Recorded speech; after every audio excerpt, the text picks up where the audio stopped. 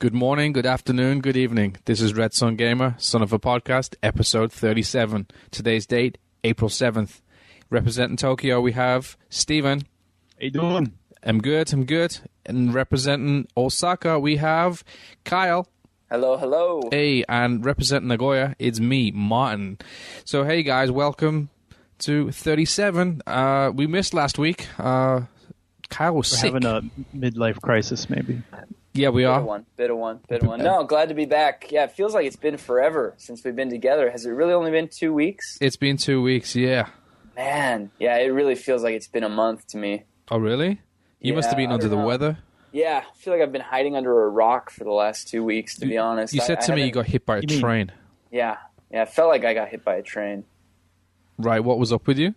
I honestly don't really know. I keep feeling like I'm going to come down with a good bit of kafunsho, hay fever. This is hay fever season in Japan, for those of you out there who don't know. Right. And I have been a sufferer in the past. Every year I get pretty bad hay fever. But this year I have just not really been hit with it. And hay fever, not only does it make you sneeze and you know that sort of thing, it also makes you eyes tired. itchy, right? Well, yeah. I mean, the whole bit. I mean, it's just a tiring endeavor. And for some reason, I just really started to feel tired right around last weekend. I just had no energy whatsoever. And then I ended up coming down with a pretty bad fever. I had a fever of about 102 or so. That is high-end fever. Yeah, it was really bad, and it didn't last very long. But I did go to the doctor, and I didn't really learn anything eventful other than that I should just go home and get some rest, which I was doing anyway. So thanks a lot for that. Thanks, doctor. In this country, they don't charge you $400 to go get that advice, though. Me being an American, I'm glad that I can do that without getting a $400 bill here. So how much did they charge you? The doctor here? Yeah. Jeez, I don't know. It's like 2,000 yen? Yeah, I think it was 1,800 yen, something like that. Oh, okay, fair enough. So it wasn't so much. Oh, you're all right. Fair enough. A couple downloadable games. True. When you put it that way, I almost feel like I shouldn't have gone. But no, it's good. It's good to be proactive. In the States, I never was, because even with insurance, it still costs a bomb to do anything there. So yeah, it does. It costs an absolute fortune. If you're not in the UK where it's free. Yes. But anyway, feeling much better now. Happy to be back. But yeah, I don't know. Just back in your man cave. Back in my man cave. Well, I was in the man cave. It was relegated to your non-gaming cave, the hibernation cave. But yeah. So, Steven, any stories? You been anywhere? Yeah, I've been out of my man cave. I've been out in the cave of life. Cave of life. Sounds scary. Sweet. Big cave of life. Anything in particular? Anything of interest? Like, because last week or last time we spoke about bathing experiences, right? Yeah. Anything weird this week? Yeah, still continuing, trying to keep clean, squeaky clean, but good work. Well, yeah, so this is a baseball season right now. Yes. In the States and here as well, and they're just starting their all the exhibition games are beginning right now. Oh, you mean like training and stuff? Right. Yeah, so everyone's just trying to they've been slacking for a while, so they're just trying to get their recreation level up again. Get back in shape, yeah. Yeah, so they had a few the first the opening games for the season just started and I live about 2 minutes from the stadium here. I can actually hear the crowd screaming like katobase, which means like crack the ball out of the park, pretty much. Yeah. So it's hard not to get a little bit, the subliminal message is like, buy the baseball game, Steve. Get the game.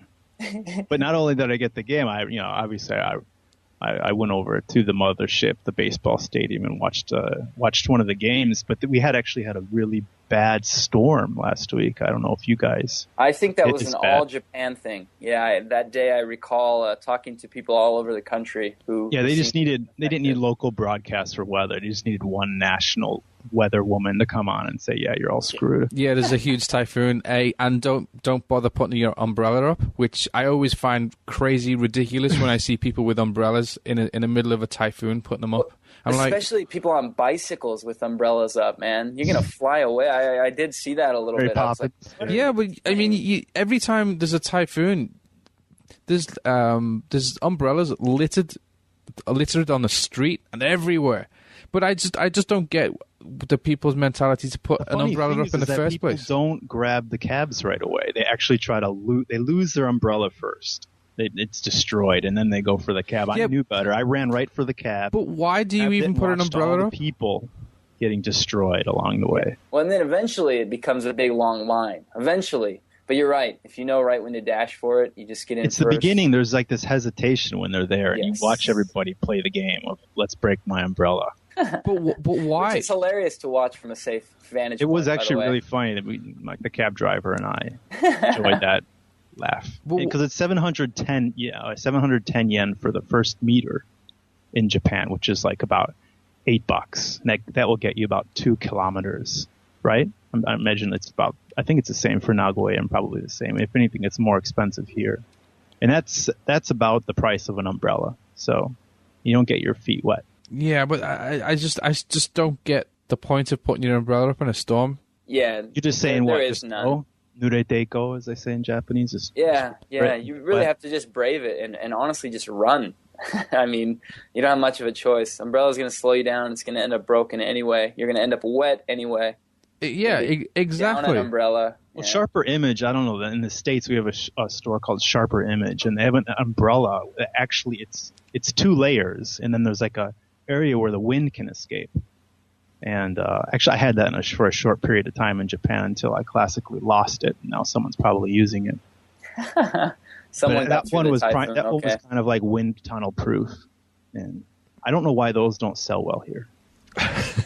Too expensive, that's why. Yeah.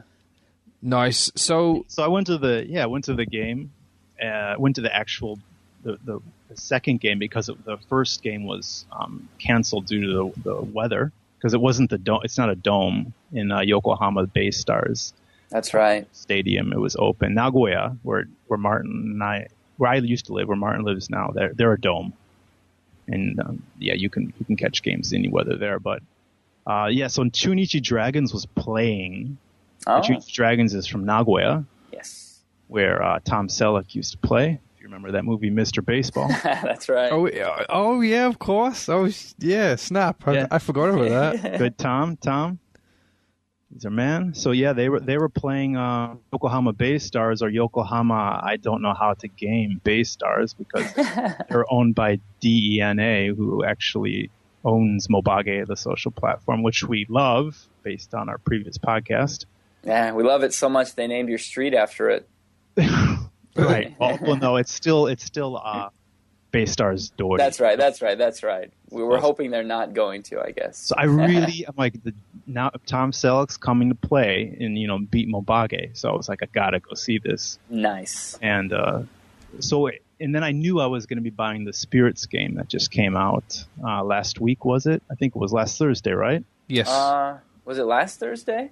Yeah, it was last week. Yeah. Okay, yeah, last week, yes. Right. So that is the 2000 or Japanese, what is that? Pro Yaku Spirits 2011. So Spirits You said 2000. Juninen, right? Or Juninen, sorry, right. Yeah. Yes, get with it. And went and saw that.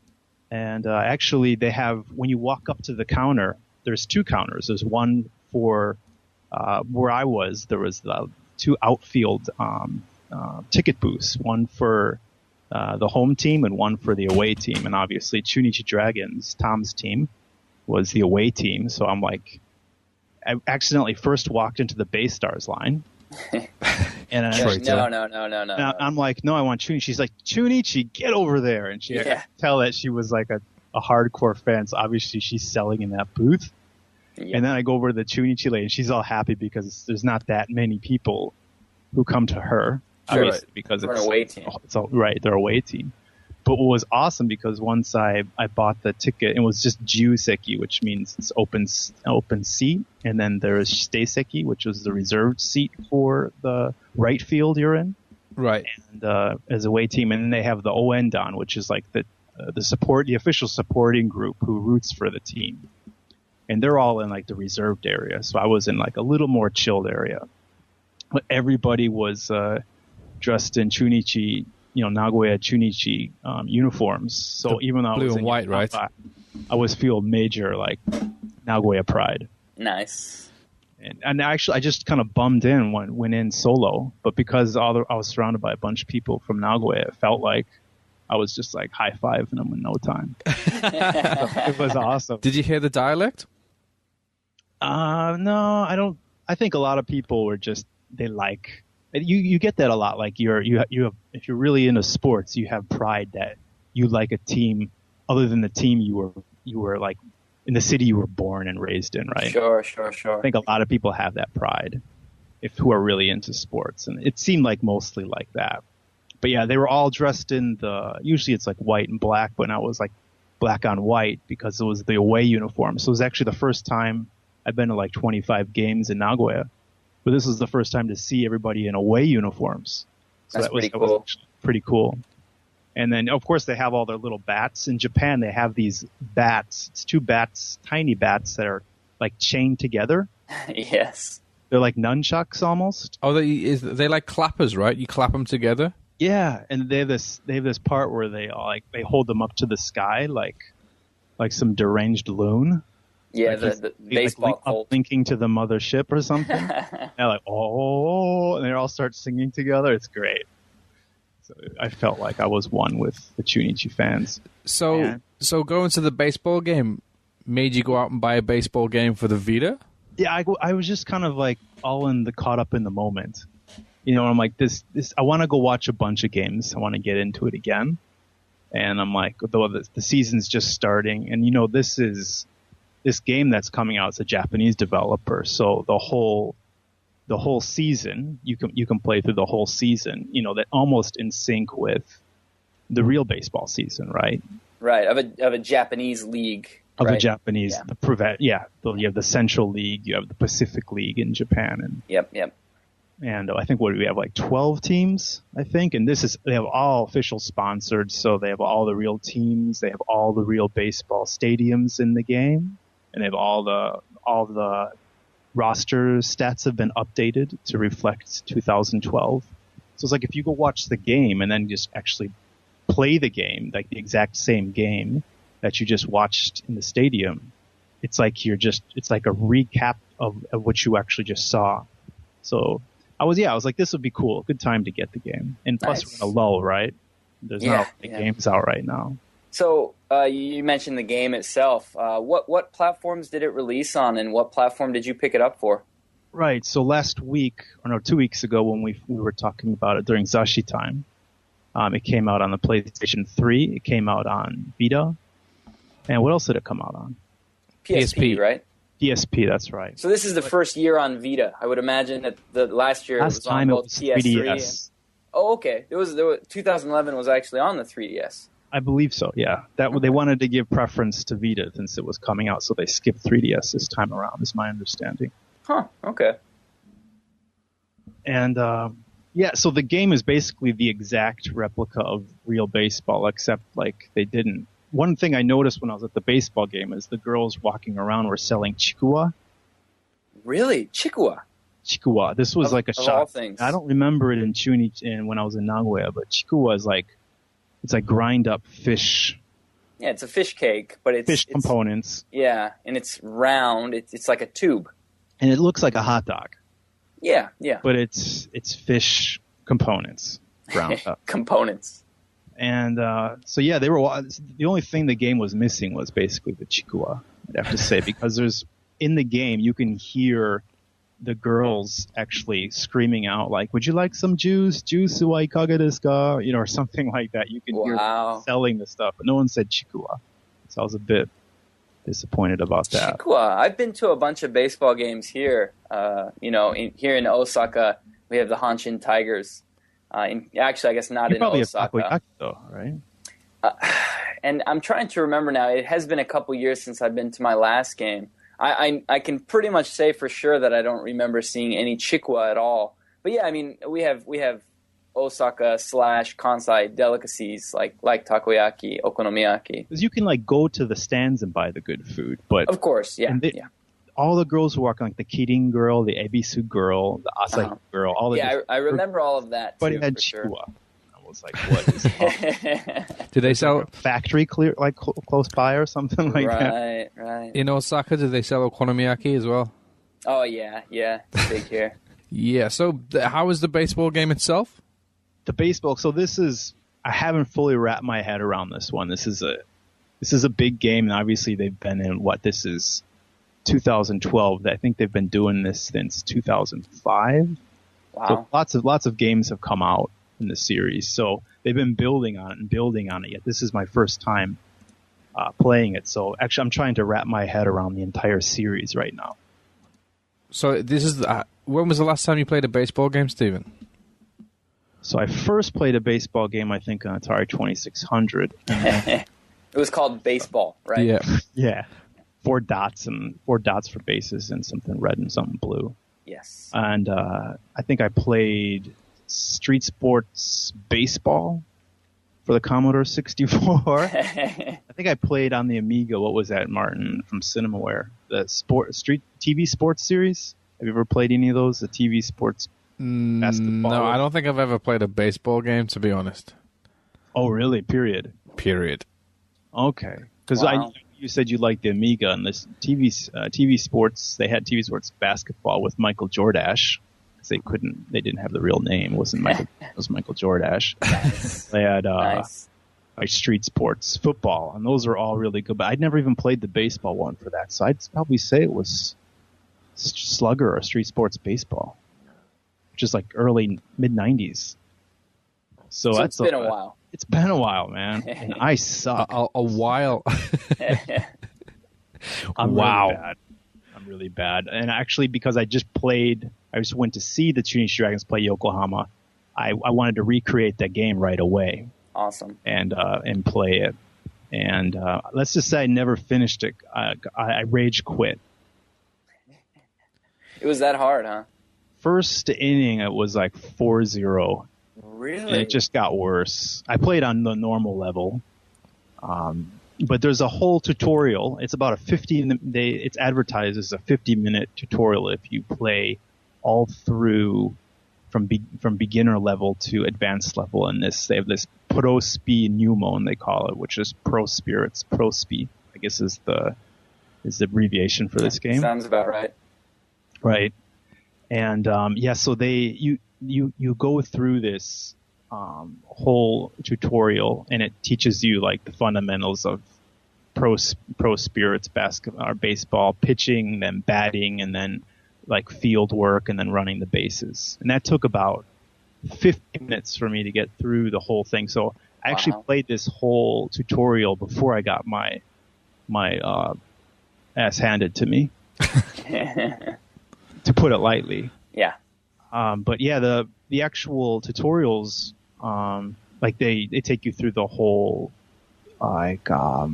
something like would be really intuitive. Like if you're stealing bases, so like the circle is first base, the triangle is second base, the square is third base, and obviously home is X. Like that's mapped out just as you would imagine a baseball diamond, right? Yeah. Right on your controls. Okay. So that's really good. But let's say you have like one of the advanced things for the tutorial is they have one guy on first and one guy on third, and they're saying only send the guy on third home. And so you have to like actually hold the D-pad to select down. You have to press down or the direction of the guy, where the guy is, and then you have to press X. So if the guy's on third, you press D left to activate him, and then X. But then it will say, no, stop.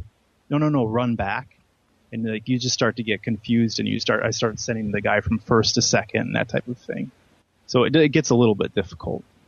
And this is all on like beginner mode, right? Or this is in the tutorial first. Okay. So there's no. That's an advanced. That was one of the advanced things in the actual tutorial. Right. Okay. But it takes you through, like when you are. When you're a beginner driver, you have that little sticker, that yellow-green sticker that you have to put on your car. For a year. I don't know how to drive, watch out, or I will kill you. Yeah, Medi's got that on now. He just passed his driving test. Medi just bought a car. Yeah, he did. Medi just bought a car, and he ran his battery out. He left his lights on in the car. Man. So already. I think new car owners. Shopping mall had 4 parking lots, and I couldn't remember which parking lot I parked my car in. Steven, so how many hours have you actually put into this baseball game? So I'm about 3 hours in. I played through the 50-minute tutorial, and then I rage quit about 3 games. On normal, like I How'd you rage quit a Vita game? By the way, do you throw it? No, I just press select and retire. Not really a rage quit, is it? Rage quit's like throwing your controller at the wall. I got to the end of the 4th inning, bottom of the 4th inning. Okay, you've gotten a little bit. Just like this is starting to look like a football game score. That's when you know you have problems. It's like 21-0. All right, this tutorial just totally did not work out for me. I think I'm gonna, and I don't want to take it down to easy. But, well, even if you have to put it down to easy, I mean, is that too bad? As long as you're enjoying a game, right? That's true, and actually, just the ambiance, because the graphics in this game are phenomenal. They've got 2 commentators, just going play by play, and the stadiums are all replicated just right. I was sitting in the right field, but suddenly I'm behind home plate. But all the buildings around the stadium were nice. Just like you imagine. The scoreboard. What impressed me is that from where I was batting, I could see the scoreboard and I can like see the innings and like who's up to bat next, and could read the scores and everything like that really well. And it was just as I remember seeing the scoreboard at Yokohama Stadium. Is this got any online functionality at all? Yeah, it does. What kind of information is it pulling offline? What do you mean? Are you able to upload rosters or update rosters and stuff like that offline, or is it? So, like, I haven't read anything about the game, and I'm just diving in without knowing anything. Right. So it does have licensed rosters, though, of course, right? Yeah, that's right. Not only is it licensed, but it's updated based on the last season. Great. Okay, but I mean, does it update like the rosters like week by week? You know, do you know if they're going to be doing that? So I haven't heard anything like that. And to be honest, I don't know if like MLB even does that. Do you know if MLB does that in the States, Kyle? I don't know about week by week. Yeah, I'm not sure about that. Yeah, so that's like I don't really know yet the difference between this 2012 and 2011 yet, but this is something I'll look into, and I'll have a full report on this sometime. Okay, so the online aspect, is that just playing against other baseball players? Are you just playing against other, like, say for instance, I've got a copy of the game, me and you just playing online together? Is that what we're doing, or what? I can't really comment on it. I haven't played that part yet. Right. Okay. Yeah. Well, I guess only 3 hours in, you've only been focusing on single player, right? Yeah. Like the season starts, the real baseball season starts late March or early April, and then it goes through October. So I'll be playing this throughout the baseball season. So maybe sometime in October I'll be able to talk about it. Are you going to play it while at the baseball game? Because I mean, when you watch baseball, there's a hell of a lot of downtime, right? Not at a Japanese baseball game, because pretty much all the players have their own songs. This is pretty crazy, but there's a song for every player, and you have to learn those songs for those players. Everybody's singing it around you. When it's your team up to bat, you're all standing and screaming, pretty much. So there's a lot of stuff going on. And of course, there's a lot of edamame to eat and beer to drink. So. Okay, talk amongst yourself, guys. I need to attend to my son. He's screaming. Poor guy. So you plan on going to more of these baseball games than in Japan. So you said that you were going a bunch when you were in Nagoya. Do you just buy a ticket every time? Is there like a season pass system here? And how much are you paying for each to go to attend these games? Yeah, so basically, like, I kind of feel like I bought like the limited edition for baseball, because like I bought the game and then I went to a real game. So all said and told, I'm around 9,000 yen right now. It's about 6,200 yen for the game and 1,800 yen for a game just to walk up to the counter and say, give me a nosebleeder ticket. Sure. Do you know if do they have ticket packs? Do they have season passes? Yeah, you can get season passes for sure. And a lot of people, like a lot of companies buy those. Yeah, I'm sure. It's just like the States or anywhere else. Right. And then you just get hooked up. Okay. Yeah, sounds nice. Yeah, like I said, I've been to a few Hanshin games in the day, and Hanshin fans are known as being some of the crazier fans, maybe craziest fans in Japan baseball, because they are essentially... What do they do? Like, what whack out thing did they do when you were there? When I was there, they were just really into it. And the most recent game I went to was also an exhibition game. It was a while ago. It wasn't this year, obviously. So I don't know if people don't go as crazy at the exhibition games. Well, the reason why they do. They do. Okay. Because they've got nothing else to do. They might as well just scream like an idiot. Very true. Of and course, they're singing the same songs. Yes. Tons of singing, tons of screaming. Yeah, this will do you for karaoke for a week. Oh yeah, really. Oh yeah. And then also, it's a big thing here. And then the big thing is, like, I've seen Hanshin over there, and singing on the other end of the stadium. Yeah. And you're like, all the Japanese are like, they ain't that hot. They people say they're loud, but they're not that loud. And then they get into it, and then they start singing even louder. So right. It's like battle of the fans. Exactly. They've got the whole flag for waving and everything like that, and the drums and the whistles. And actually, in the game, this is crazy, but there's you can actually make your own songs.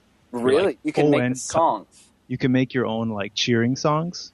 Wow. And so they have they've got like a little piano in the game, and you can just start like no way arbitrarily just a song. Just start bust out a song. You can add lyrics to it. You can kind of like they've got like different fan cheers and stuff like that.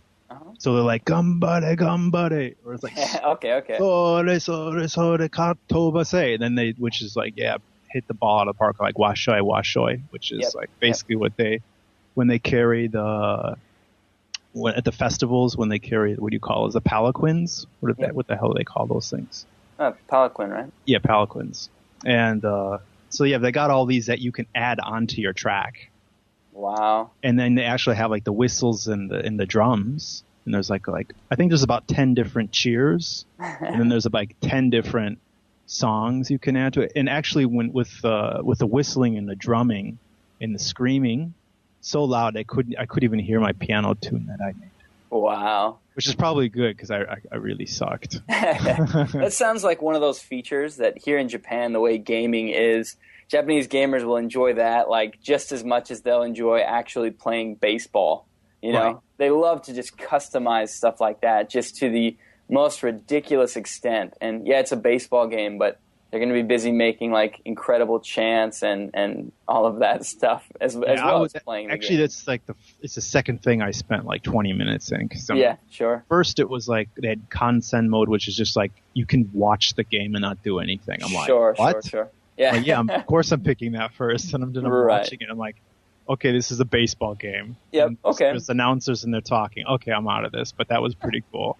And then it's like you go to the VP shop, and then in there they have the piano, and I'm just like, Midora Sora, and then I write that, little notes in there, and then whistles the drums, and then the generic cheers, and I was like, all right, that is really cool. That's great. It's a third. You can tell like this definitely feels like a game where like, okay, in the third game in the series, we're adding chanting and stuff and songs. I don't know what's new this year, but with sports that's kind games, of what's fun. Yeah, well, especially with a game that's been around since 2005 or so. I mean, gamers know that you're not going to get incredible improvements every year, so they have to figure something out. They have to do something, I think this year it's spirits, because it's like you can cultivate your own one-of-a-kind player. Okay. And I guess that takes like an hour to like max him out. So you have to go in and like build up each player one at a time, and then okay. It takes a long time really building stuff get up. That right. And then there's of course the whole pennant race, which is like I think each game is like about 30 minutes, and that they say a whole season takes 50 hours. Oh yeah, guarantee it. Yeah, I'm kind of jealous. Baseball's not really my thing. I'm a big basketball fan. If NBA 2K13 comes out later this year, and it comes out for the Vita, oh man, I'm going to be glued to that thing. Awesome. Yeah, so I'm excited about that. But yeah, I mean, it's the same thing. A game can take, however long it takes, and then you have a season with playoffs and all of that. I mean, you can easily be glued to it for 50 plus hours just getting through a single and if you get season. close and you don't you could even win, like in Japan right now, so it's divided into 2 leagues, Pacific and Central, but the top 3 teams of the league are the ones who move to the climax series. Yeah. Yep. And then you have to win the climax. So it's not really a climax, it's a fake climax, because then you have to go on to the Nippon series and win that. So if you go through the whole thing and you don't win it, you're gonna want to do that again. So the real ending. Now I wonder, do you know? Yeah. Can you simulate games in that you feel maybe aren't as important? Like for example, in the basketball game that I was playing, which was 2K12, you would go through a whole season of 82 games. But if you felt a game wasn't as important, maybe you could have the computer simulate it for you. So it looks like they have. I know they at least have like a lot of skip functions. So like. Okay. Yeah, I'm sure that by this point, like the catcher throwing the ball back to the pitcher, like that animation, and like you can cut all those types of things out. But I think you can assign the computer to play the game for you. Okay. I'm pretty sure. Some people are into that. They want their own seasons where they don't even have like a favorite team. Right. They want every team, and they just. And you're just like Kantoku. You're just exactly coach. Yeah. They have Kantoku mode, which is you're just the head coach.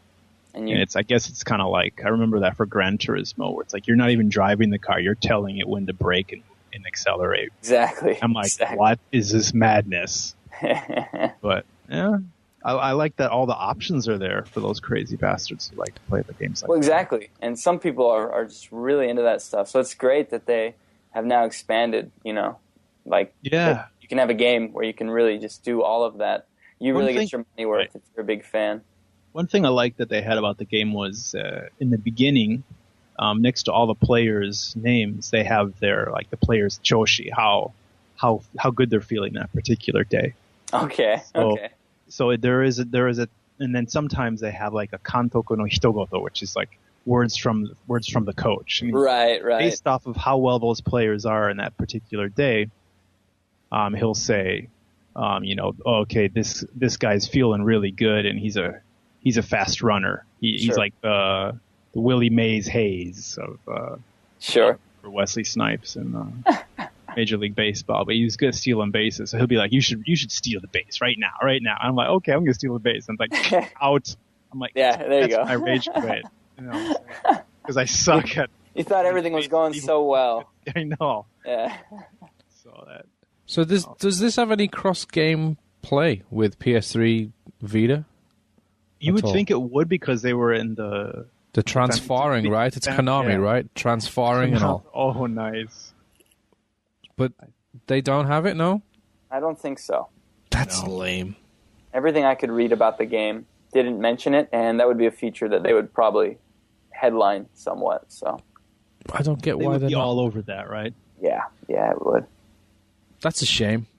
It's a real shame that they're not doing that. I mean, MLB, the show, does it. There's a commercial for it, right, in the States. There's a dude playing his PS3, and he gets up and he goes out, and he carries on playing the same game on his Vita. That's right. That's a great game. I think you could play on the go, because actually since we just were, with Kid Icarus, I think last week or 2 weeks ago we commented like how hard it is to play on the train, and so I was like trying to find a good game to play on the train. I think that baseball is really good, so it's a shame. Yeah. Be able to I don't know, take your PS3 game that you bought, and then just play it on your Vita. Yeah, but it's transferring it. That's all Konami, right? Yeah, that's their thing. And then they came up with it, transferring. Yeah, and it's the word.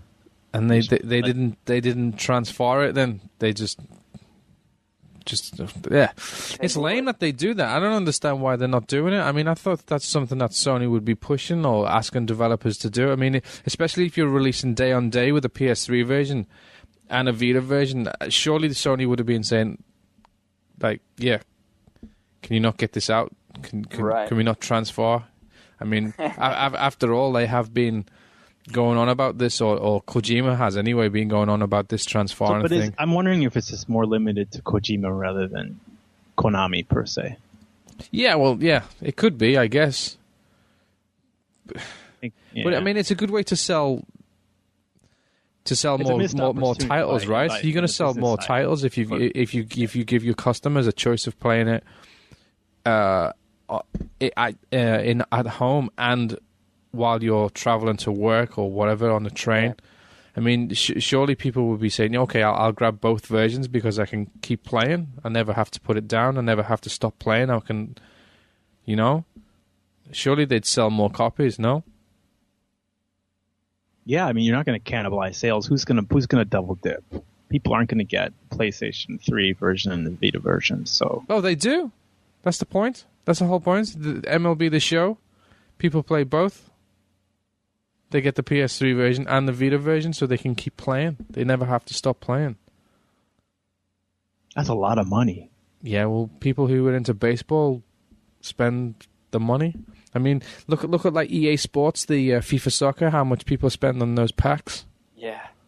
I mean, when you're into like a baseball game and when you're like seriously into it, people spend a hell of a lot of money.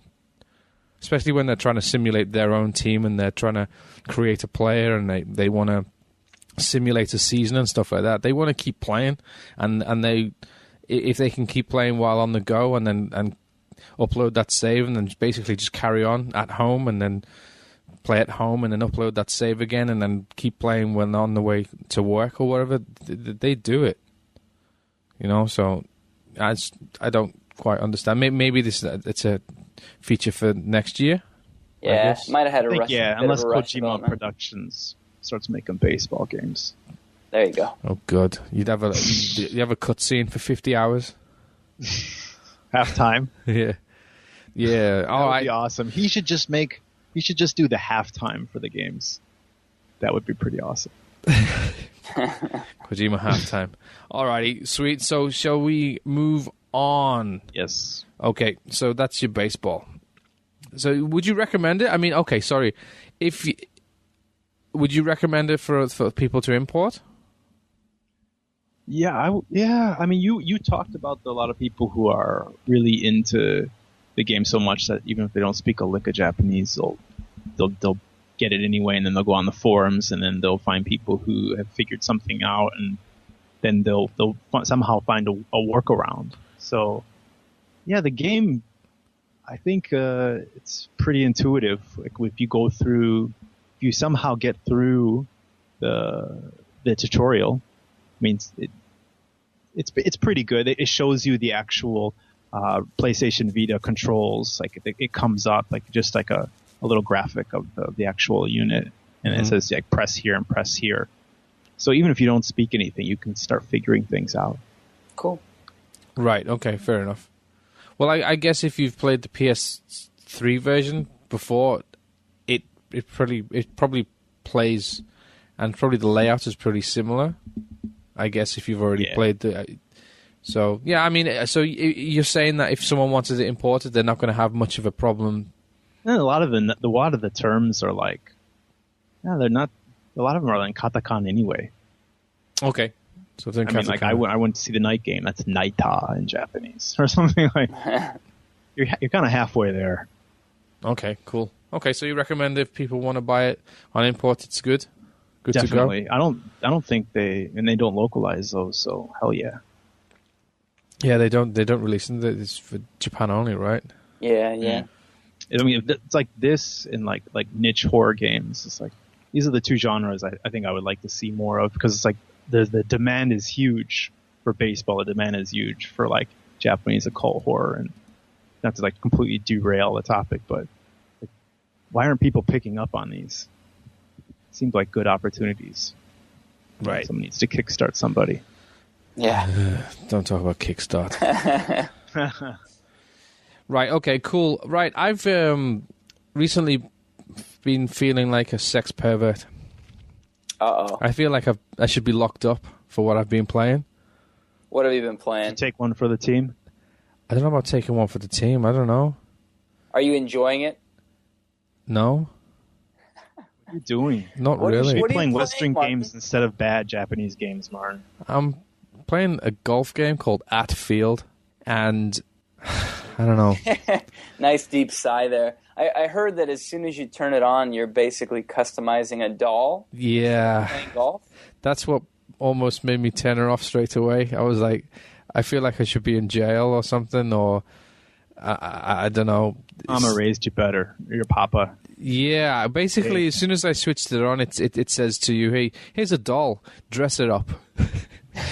Hey, Wait. Did I put the right game in? Yeah, I was thinking, You blow on the cartridge a little bit. what happened to this action golf game? Is it said on the back of the box? Not And Dolly Golf. Actually, it's action golf, the genre. it's called Action Golf. Is the what it's Playing with your dollies is considered action. yeah. So basically, what it is like mini golf in space, and Wait, space? yeah, you're in space half the time. There's no boundaries as well. There's no like sides. So basically, if your ball rolls off the edge, you're out of bounds. There you go. So you sorry? Gravity days of space mini golf Yeah, but with dolls. basically, when you progress through the stages, you're given like extra clothes and accessories to dress up your doll. So you're getting new balls, new shoes, new socks, new skirts, new hair types, Oh, don't forget the battery packs. and a battery pack. So balls and battery packs, right? Balls and battery packs. So the battery pack. yeah. You're probably wondering, why do you need the battery pack? No. Well, your doll is from the 80s, right? No, the battery pack. Your ball is magnetic. You got magnetic balls, and what you do is when you Wait. I thought this is out in outer space. yeah, it's outer space. I guess magnets work out there. I don't know. So you tee off, and you've got your power gauge, and obviously you can choose to hit it how strongly you want. So after you hit it, and the ball is going down the course, if you hold L or R, and then you move the Vita to the gyros. When you press R, the battery pack uses like power from the battery pack to actually maneuver the ball. So it's like aftertouch, but you've only got a certain amount of power in the battery pack. So once you've hit it and you press R or L, whichever one you choose, whichever button you press, you've got a limited amount of time where you can actually maneuver the ball and to get the ball where you want it to go. Completely with the gyro. Completely with the gyro, yes. And how is that? It's a pain in the ass because when you're moving the Vita, you can't see the screen a lot because you're moving the gyro so much. Because the Vita's in your hand and you're moving it around to try and maneuver the ball into where you want it to be. You can't see the screen. So most of the time I'm blind. I know where I want to go. I know the kind of general direction I want to maneuver the ball, but I can't see the screen because I'm like it's tilted. You know, Tilt it that much? Yeah, you have to tilt it quite a lot. Man. Is there like options for sensitivity or something? No. You played with that? Not really.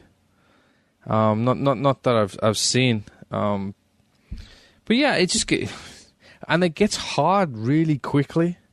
I was reading on Nichan, the Japanese message boards for everything awful. But Martin, we were a little excited when this one was coming out because it seemed to be a very, very low shipment. Nobody could find it anywhere. Yes. There wasn't much word of mouth. I was kind of hoping that was a good thing because people weren't coming out right away and saying it was horrible or anything. Right. So the day it came out, I was at work that morning, and you were out and around looking for it, and you couldn't find it anywhere. It took me 7 stores to track it down.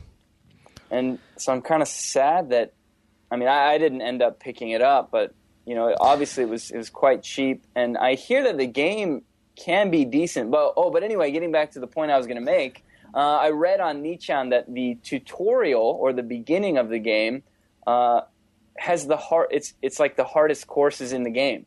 Yeah, it seems that way. Which is silly, right? You run through the kind of learning period of the game, and it's like impossibly hard. Yes, it's really really tough because there's no like nothing to stop the ball rolling off the edge. You know. Yeah. So it's really tough. So you're always getting OB. So it's like the Rainbow Road Mario Kart. Yeah, pretty much, and it's tough, and especially when you're using the gyro and you're moving the Vita all over the place, and you're losing sight of the screen, you know, and you've only got limited battery to move your ball. But as I said, you can upgrade your battery pack to get longer battery. So sure. So you've got more power. So yeah, I mean, as a golf game, as a mini golf game, I wouldn't say it was amazing because it doesn't. For a start, it doesn't look great. It's about a 350 meg game if you download it off of PSN. So it looks like a PS1 game. Sure, I mean that 350 megs. That's smaller than some PS1 games. Smaller than a lot of PS1 games. So then the music killed me. I had to switch the music off straight away. It was horrible. It was like someone got like a $20 Casio keyboard and put demo mode on. Yep. It was horrible. I was like, wow, turn this off. So yeah, that was off and put custom soundtracks on and played it with my own tunes. Your favorite tune, but let me get this straight. So if you get through this hard course, and then it's Dolly time. Right. And then you have your favorite music, and then there's these dolls, and somehow you create this indelible bond between the two. And now every time you listen to your favorite tunes, you get dolls in your head. No, I'm able to disconnect that. Disconnect it too. That's disconnected. I do not associate the music I listen to with dolls. I am not Danny Chu. Right. I'm not the Tokyo Stormtrooper. Not Stormtrooper. What I want to know about this game is your dolls. Right. You're dressing dolls in outer space. Yes. With battery packs and magnets. Right. After you hit the ball, is there like an intermission button that you can press while you flip your Vita over and like snort lines of crack off the back of it? I mean, seriously, man. Like, that just sounds so ridiculous. Well, it is. I don't know. It is a Japanese game, and that's what Japan is famous for, right? It's just ridiculous games like this. At least you had Asura's Wrath to like make up for that. Yeah, I've got Asura's Wrath to play, but I mean, the game is set up. I mean, the actual game itself is mission based. So you've got mission mode and single play. But if you go into mission game, in one level, there's 4 stages in one level. So you play each level, and then you get like a medal for each stage. So like you got bronze, silver, and gold of how well you do, because you can collect coins. So you've got the course laid out, and you can see a load of coins. And what you have to do is obviously not only do you have to sink the ball, but you have to collect the coins on the stage as well using the gyro. So you're collecting the coins, trying not to fall off and get a hole in one or a par. So you've got that. You're collecting coins. So the more, the higher rank you get on the level. So like if you get a gold, you unlock more accessories for your doll. So you can go and play dolly, dress up. So yeah. So the better you do in game, getting gold, you get more accessories. So it makes it a little bit more fun if you're that kind of person who likes to dress up dolls. Sure. Sounds like So at the end of the level, you play all 4 stages, and then when you finished the level, it says level 1 unlocked. But when you press level 1 unlocked, you then have to play all 4 stages again, and it then ranks you of how well you do them all together. Oh wait, what? So you have to play them all again. Go? So yeah, you play stage 1, you get a medal. Stage 2, you get a medal. Stage 3, you get a medal. Stage 4, you get a medal. Then it says medal score. Yeah, then it says stage 1 unlocked. Now play them all in one go. You know, because Lost. Yeah, so because in stage 1, on stage 2, and stage 3, you can retry them. So if you fail it, you can retry, right? You can say retry, and you can do it again. But when you get to the end of the level and you have to play them all in one go, you cannot press retry. So if you fail it, you fail, and you don't get a medal at the end of it. So you don't get as many accessories to dress up your doll as you would do if you completed the level in one go and collected all of the medals. Are bleeding. Yes, it's a stupid structure the way they've structured it, but yeah, that's the way it is, and that's how you progress. So then you get stage 2 is the same thing. You get 4 levels. You complete 4 levels. You can retry them, but then when you get to the level 2, you've got to then do them all in one go. So what did this game get in Famitsu? Do you know? No idea. I don't think they actually reviewed it. I don't think they reviewed it. I just don't think they reviewed it at all. What would you give this on a... If you can try to imagine yourself as a fan. 4. I know that's really hard. Even if 4. As a fan, you'd say 4 just because of those problems. 4, yeah, because it doesn't look great. If you're not a fan, what? The music's horrible. 2. Even taking the price into consideration, well, on the PSN, this thing is 1,900 yen, right? Well, that's a campaign, right? Sure. But I mean, that's the price, at least for now. Yeah, but on Cart, I bought it on Cart. I bought it for 3,000 yen. Okay. Which is it's not cheap, but it's not expensive either. It's cheaper. Yeah, but it's not expensive. Steve dropped $6,000 on baseball, and I dropped about the same on Little King's Story for Vita. So it's about half price. Yeah, it's about half price. But saying that though, if you look at the sales, it wasn't. I don't even think it hit on Media Create. It didn't even get into the top 50. Well, when you look at that, though, I mean, you didn't really know, I think. Isn't that right? You didn't know it was going to be so cheap on the download, and that's why you bought the physical version? Well, I wanted to buy the physical version because it was made in Nagoya, where I'm living. Oh, okay. So is that what it was? I wanted to support the local community. Yeah, which is nice. Which the is local great. economy. Yeah, because it's based in Nagoya. Okay. I will say that, like, for Media Create... they don't take downloads into consideration, obviously. Right. And when you look at 3K versus 1900, I'm sure that people who did buy it probably bought it download. I don't want to say that very many people actually did buy this because it doesn't really seem to be the case. I think D. Charlie in Tokyo, he bought it, and I think he switched it off after he figured out that he had to dress up his dolls. Good on him. Yeah. Saved by the bell. Integrity. Yeah, one thing about this, the game though, it has a level creator or a mini course creator, and you can upload and download courses that you created or somebody else has created, and you can rank them. So online, you can see what people are ranking whatever people have uploaded. So people are ranking them like out of stars, like 5 stars. But most of the games I can see have only got like 2 stars, so they're all garbage. But apparently, I mean, I downloaded a few, and yeah, they're pretty lame. The editor itself is pretty crappy as well. I wouldn't call it. It's not intuitive at all. It's chunky and yeah. I probably shouldn't waste any more time. So yeah, but I mean, it was a new game. I wanted to support the local economy. Yeah, I respect that. So yeah, but if I was you, don't bother. Don't bother with it. Even if you look at the price on PSN and go, "Ooh, it's cheap." Yeah, don't save money for Tokyo Jungle. Don't waste your money because you'll probably rip your hair out doing kill all your daughter's dolls. Yeah, I think you should save the money for cocaine and snort it off the back of the touchpad on the back of the Vita. That sounds good to me. Yeah, that's probably worth it. Less damage to yourself as well. Might make the game, yeah, exactly. Might make the game enjoyable. Oh god, yeah, it's not. I think this is unfortunately, as I said, it was from Nagoya. I think I'm gonna take it to the store and resell it because I don't think I want to look at it anymore. Cross the border and sell it in Mie. There you go. It's horrible. Yeah. So. Yeah, it's called Atfield, just in case you... Okay. Well, I'm glad you bought it for the city and it wasn't one of your ideas of branching out. You're talking about branching out. That's your idea of it. Would have been bad times.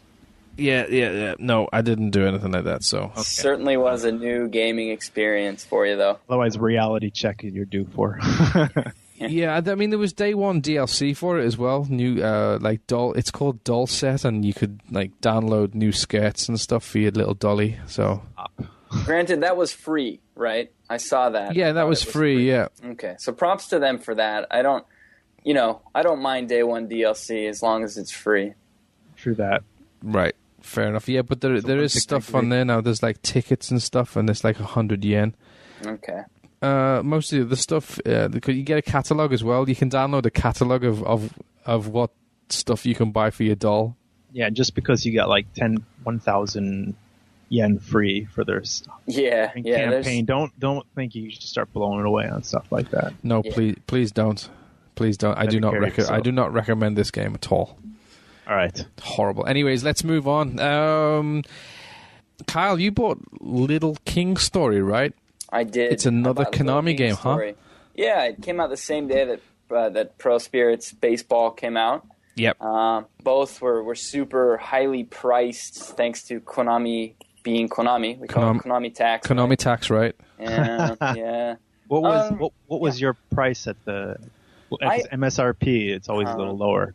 Yeah, the MSRP on this thing was sick. I think it was in the high 6Ks. I honestly paid $5,600 or $5,700. I was 6,002. Okay, so baseball was even more expensive, but yeah, still quite expensive. I was kind of like Martin was saying, looking for something to play.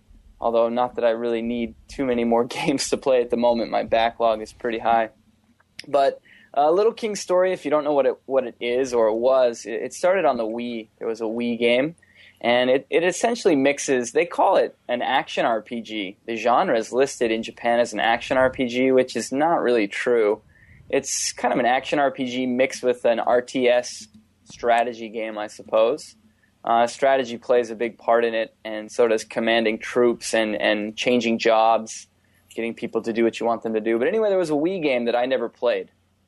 So I think my experience with this game so far, I've got 10 hours on it now. I think my experience with it might be very similar to some people's experience with the Wii game, so it might not blow anyone away. But essentially, yeah, you play as this little king. In Japan, the title of the game is not actually Little King's Story; it's just King's Story. Oh, okay. But he's a 14-year-old. And the artwork in this one seems to be a lot more kind of grown-up looking or serious than the Wii one did. The Wii one had this silly-looking art. And I think that's why they called it Little King's Story in the West, because he doesn't really look much like a king. This time around, I mean, he's supposedly 14, but he's your typical anime king-looking dude, although he looks young. Mm-hmm. But anyway, you play as this king who, at the beginning of the game, is driven out of his castle. And the castle's set on fire, and he's forced to flee with what followers he can gather.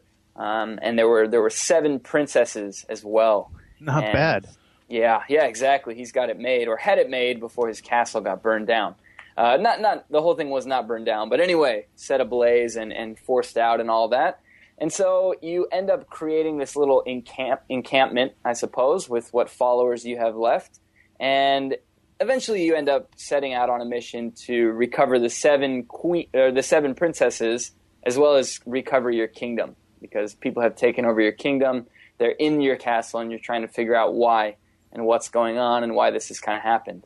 So you start out in this little encampment that you set up, and as you build more things, collect more money, and build more things, and collect more money, your little encampment actually almost turns into like a castle, a whole thing on its own.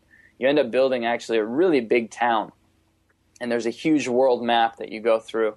And so the game basically kind of sets limits on you that you'll come up to rocks or you'll come up to different tree stumps and things like that. You won't be able to get past. But later on in the game, you unlock the ability to recruit like woodworkers or stone workers. And once you can get them, you end up being able to pass that area because you can have these new troops who can break that barrier.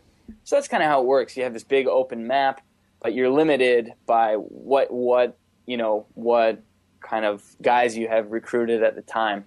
So you have to kind of formulate your parties and do different things like that, and kind of set off on the path and try and find where you want to go. You have a little bit of freedom as to what princess you want to bring back. So after you get the first one, it gives you the option to go to 2 different places to get the second and third princesses.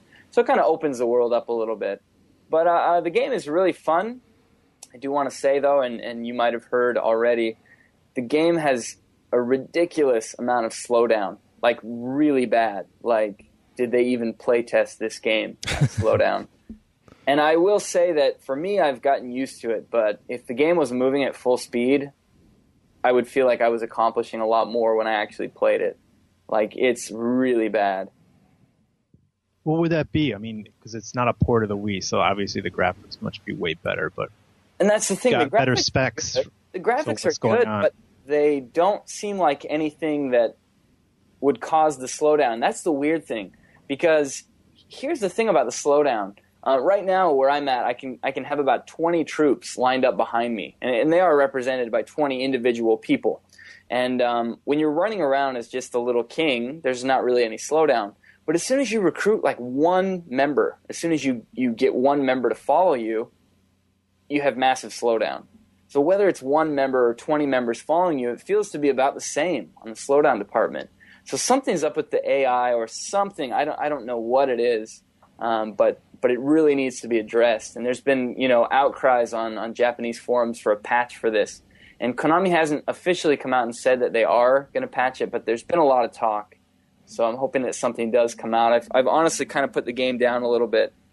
I did put 10 hours into it, but I can only play it for 30 minutes or so at a time before it's just like, man, I feel like I should be getting more done.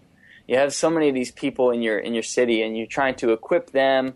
You're trying to, because you can literally customize every single member in your town, and there are a lot of them. And you don't have to do all of it, but you want to do it for the members that you use. And, you want to just keep everything going, but it just feels like everything ends up moving so slowly, especially once you get up to having, 20, 30, 40, 50 people in your town. It just takes too long to get things done. The art direction and stuff, is it cutesy? Is it childish? It's a bit cutesy but not childish? Or cutesy. It's not really childish. This time they've gone with that more almost fan service anime kind of look to it. When you rescue each of the princesses, you're greeted with an anime art, I guess, a picture of the princess herself, and they're almost panty shots, but not quite, and not always, but there's just kind of that like almost that moe art style, whatever the hell, where it would some people would really be down with that. To me, it's just like, okay, all right, here we go. It doesn't detract from the game at all, but they definitely are trying to appeal to a certain crowd with that. So, I mean, is there any online with this at all, or is it just a single-player game? Just a bit. There's no online actual play, but there's online trading. And to be honest, I got on there and tried to do some online trading because there's a lot of items that you can get in the game, and you can do synthesis with the items. Right. And so I think the online component comes in somewhere with trading and synthesis. So I got on there to try it out, and I couldn't connect to anyone. I couldn't get anything going, so I kicked back out and thought I would try it again later. But there is a bit of an online component, but it's not really anything to write home about. I'm looking at the on the Vita store itself, and this game so far, whoever's downloaded it, it's got like a 4.8 ranking. So it's rated really high, really highly. Yes, I think it's a great game, and that's something to be said about a game when it has such horrible slowdown, but at the same time, it's really, really well liked. Well, usually something like crippling slowdown is enough to just. Do you think you should wait and hope that people should wait and hope it's going to get patched, or what? If this genre is something that you're really into, if you like RTS or you like really a thinking man's kind of game, I would say just go for it as it is, and you could probably deal with it. For anyone else who just wants a good game, who might not be really into the genre, yeah, you might want to wait and see if it gets patched.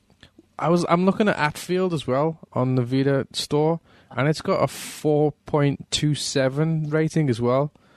I think the Vita store rating goes from a 4.0 to a 5.0. Not everything, but yeah, I've seen some stuff as well. It's almost like, well, I spent my money on this, so it at least gets a 4. No, but it doesn't though, because you look at Ridge Racer. It's got like 2. Well, no, that's true. Yeah, so there is a bit of. I mean, it is Ridge Racer. Yeah, but Ridge Racer's loved in Japan, right? Well, it was. It was until Namco destroyed it. But yeah, I'm just looking for Ridge Racer now. It's really low. Yeah. Yeah, it's like 3, less than 3. Less than 3. So I don't understand why Atfield has got like 4. Let's see, 2.95 is Ridge Racer. So I don't understand why Atfield has got such a high rating. I think it's awful. You need to dig back into that one, Martin. I really don't want to. No, it's gone back up as well now. It's 2,980 yen. Oh, okay. Yeah, it must have. I think they were saying the first 5 days, maybe. Right. So maybe I should have got Fish Off. How's that one looking? How are the reviews on the store for that? Fish Off? Uh-huh. Let me find out. I'll let you know. Is this something that you were going to pick up as well? Because, again, this was it seems to be a limited run. I was looking. That came out the same day Atfield did, and I was like, okay, I'm not into fishing games. I won't play it. I won't pick it up, to be honest. But I still am curious to know how it is. So I get on Amazon, and there's one review on there. So I was like, okay, cool. Someone put a review up, and it's 5 stars. And so I read the review, and it's like 3 lines of text, and all it said was, I've never played a fishing game before in my life. This one seems all right. Since it's the only fishing choice out there, it automatically gets a 5. Wow. Like, okay. And actually, Amazon took the review down pretty quickly after that. So apparently that didn't fly. But I was just like, okay, thanks for the insight on that one. Yeah. At what is it? Let's try bass fishing. Yeah. Fish on next. It's currently a 4.14. So apparently Atfield is better. Nice. Well, Atfield doesn't have the girl with the Band-Aid over her stocking, so...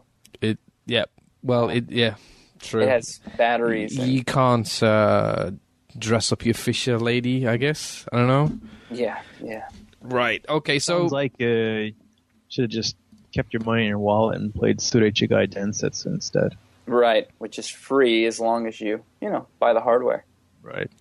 So are you with Little or King Story? Uh-huh. Is this something that you're going to carry on playing, or have you put it down now that the slowdown has it killed it for you, or? It hasn't killed it for me. I've put it down for a couple of reasons. I haven't really had much time to play it, to be honest. But no, I want to keep going because it's really getting deep and it's really getting interesting. But at the same time, as it gets deeper and more interesting, the slowdown gets to you more because you just feel like, man, I've played for half an hour. All I've done is been sorting some crap. And what is the hook, though, like story-wise, without, I don't know if you can reveal that without spoiling. Story-wise, to be honest, like the story is picking up a little bit, but it's not so much about the story that really keeps me going. It's more just about this town that you're trying kind of building. So like SimCity-ish? I mean, exactly, are you like building it? Exactly. And there are so many different jobs that you can get, and there are so many different ways that you can customize your people, and there are just so many different things that you can do. One of the criticisms I saw about the game was that they kind of bill it as like a create your own town kind of game. And it's not really that. Everyone's towns will end up the same because you're all adding the same sort of thing. But you really just do feel like, wow, I'm this little king who's been kicked out of my friggin' castle. Let me just build up my own army and unlock new things and new things and new things, try and collect as much money as I can to kind of go get revenge on the guys who kicked me out. So, okay, about 2 weeks ago or 3 weeks ago, Ragnarok got an online patch. Yes, it did. Did you play anything of it? I have. Yeah, I actually played. I've probably put about 10 hours into it since the patch. Online? Yes, all online. Yeah. Because I actually went out and bought it. Oh, you did? Yep, I got it. You said that you were going to. And I found it for 3,000 yen used. Nice, that's a good price. But it's since this online patch has gone live, all the prices have gone back up again. Right. Yeah, 3,000 yen, that's a steal for it, man. That's a great price. Yeah, I mean, I got into it, and I was like, I kept saying, oh, it's like a poor man's Monster Hunter. It kind of is. It kind of is, but it's still good. No, to be honest, since the online was added, it's kind of given it an extra dimension. Yeah. Just playing with other people, it's great. Yeah, that's what I was thinking as well, because, I mean, I played it for a while, single player, just to get used to it. Yes. And I leveled up. I think I got to. I think it's in chapters, isn't it? Yes, chapters. Chapter 2. So I got to chapter 2, and then I decided, okay, I'm going to pub, and in the pub you can connect online, and I went online, and it just felt a lot of fun to just travel around with a bunch of people I didn't know, and to beat the snot out of monsters and stuff. It was just kind of enjoyable, like as a group together, and on a portable machine. Yeah, I was pretty intrigued, but I haven't actually played with anybody I know. Okay. So I'd like to play with people I know. So I want to like play it. Does it have online voice? Can you chat online? It does not support voice through the game itself. But if we were to play together, we could use party in the background. Yeah, that's what I'm saying. So so it doesn't disable the party chat, no? I haven't tried it, but there's no reason it should. No. So that's across every game, then. That's not. Yeah, that's across anything that doesn't disable network. Yeah, and obviously this doesn't because you're using the network. So, yeah, no, it should be good to go. I've played with a couple of people from NeoGAF. Okay. And yeah, we didn't use voice chat, but no, it worked good. It worked really well. You will get occasional lag from someone who joins your game who has a really bad ping. Maybe someone from like Singapore or someone from the States or something. And it's not everyone overseas, but sometimes people do. But you can just kick them out, you know. Yeah, you can kick them out. But I haven't had a problem at all. I was able to connect to at least 10 games with not a problem, no slowdown, no lag. And for the patch, that was only because when I got the patch notes and it said 19 meg, I was like, what? Yeah, no, it's tiny. 19 meg, and I was thinking, nah, the online can't be in this. And I got online, and I got into the game and into the hub where you can select the chapter you go or your hunt, and then where you can buy stuff and stuff. And I was thinking, how do I find or how do I connect online? Because I couldn't find anything in that room until I walked backwards. I didn't realize I could walk backwards and out of the back. Yeah.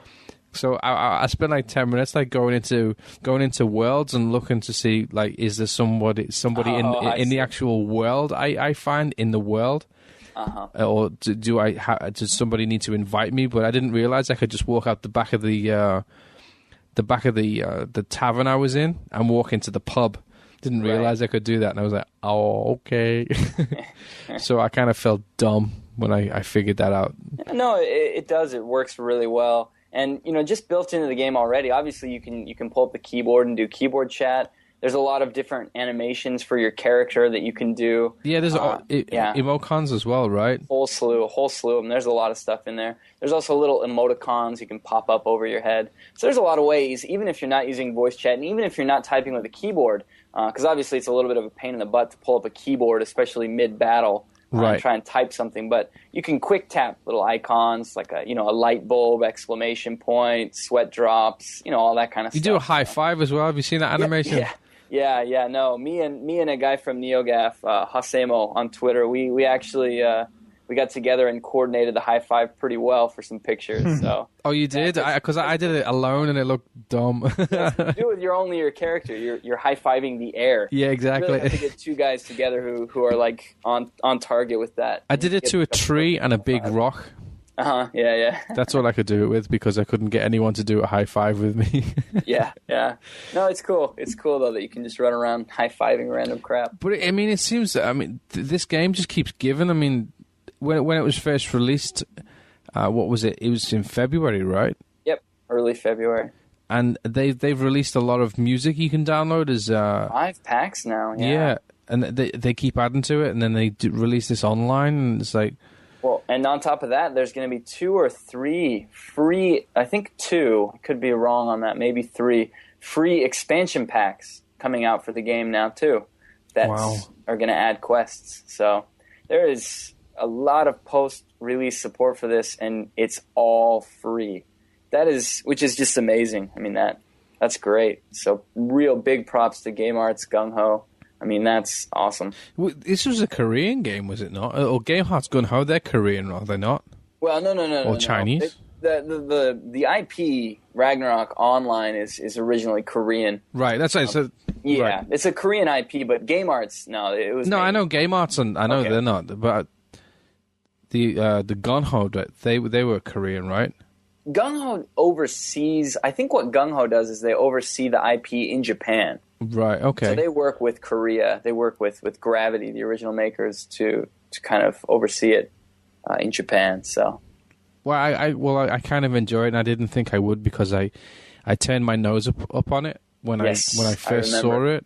Uh-huh. And yeah, you probably remember the way I felt about it when I first saw it, because I played the demo and I wasn't too impressed. Maybe I just didn't give it the time. I didn't give it the time of the day, to be honest. Yeah, I was totally turned off. So I'm trying to figure out what I can't get a sense of the difference really based off the conversation. Yeah, it's tough to even say because I don't know. I'm totally not sold. Sure, and you might just not be, but there's just something about it. Like I played through pretty much the entire game on solo, and I talked about it extensively on the podcast here. I like it.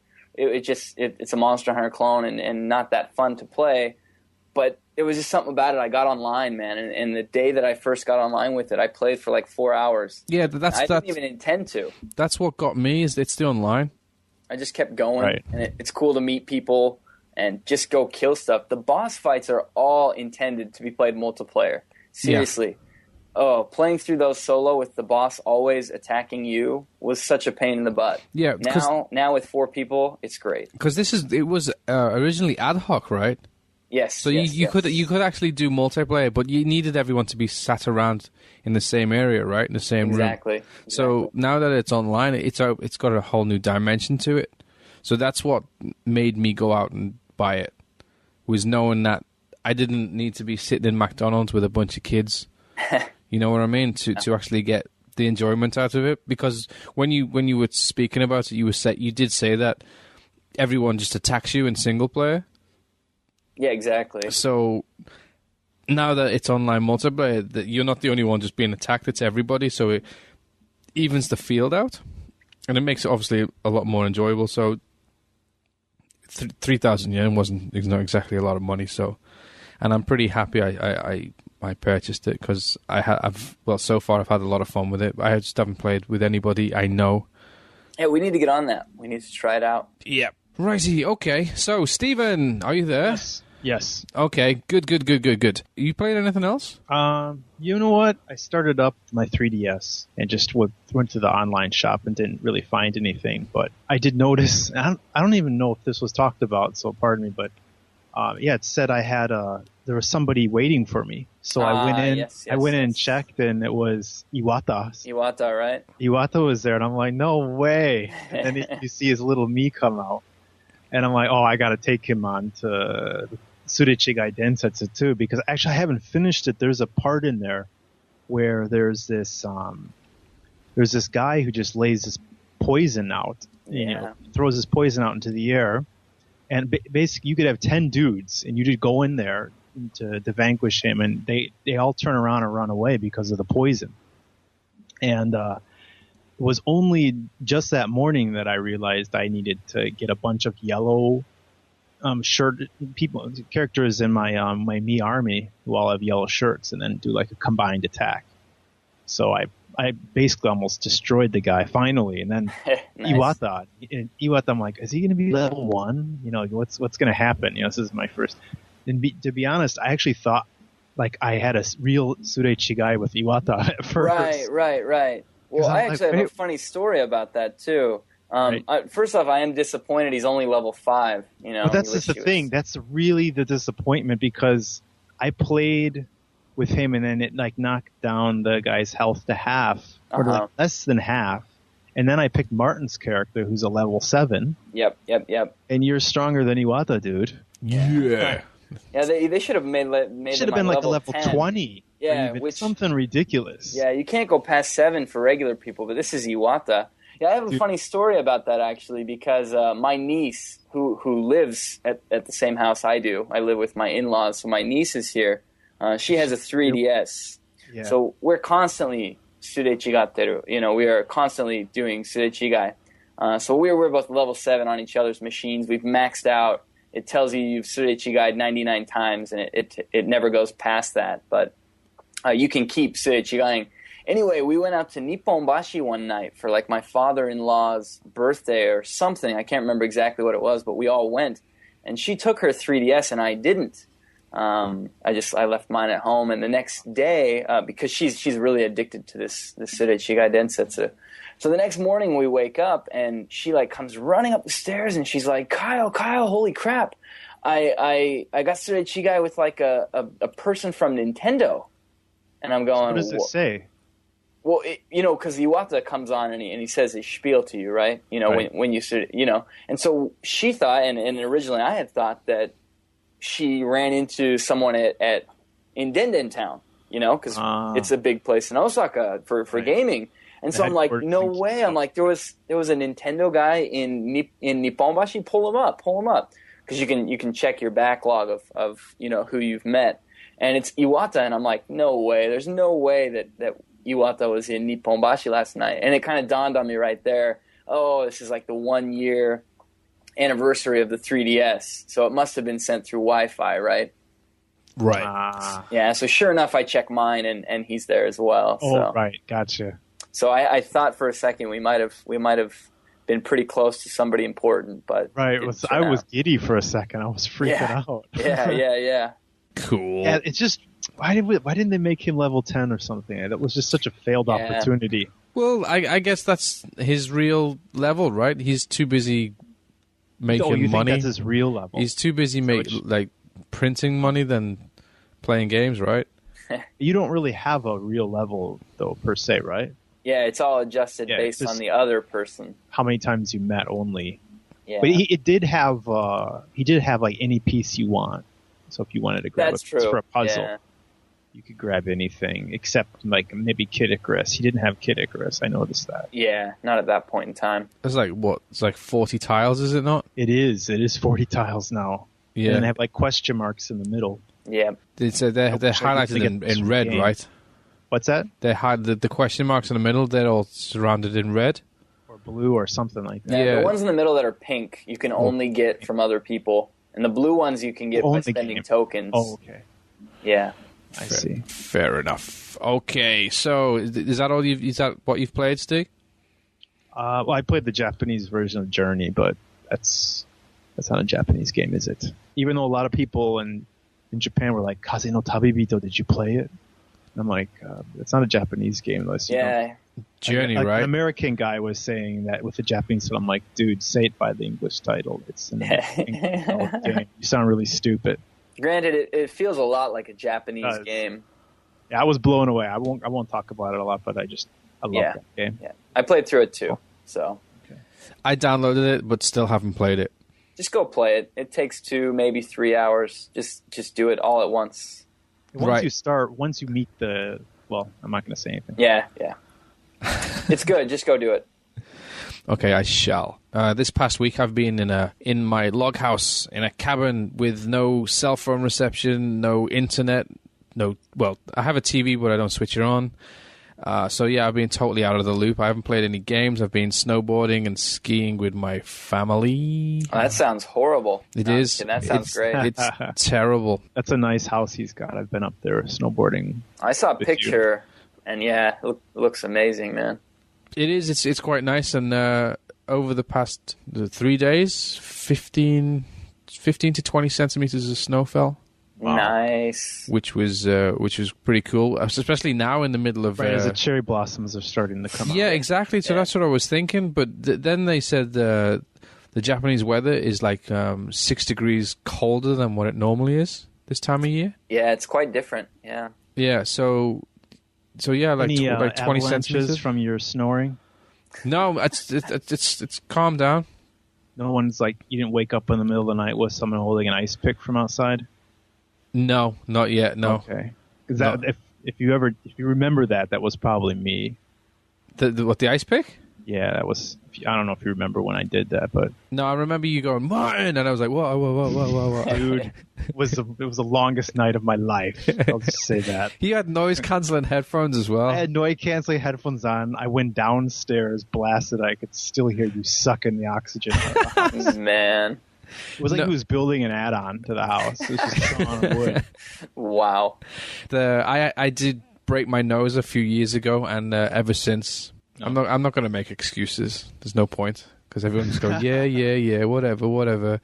Right. But yeah, no, I spent a lot of time in the log house, and I was thinking I can get some gaming in, but yeah, I didn't. So I've got 1 week left before I go back to school.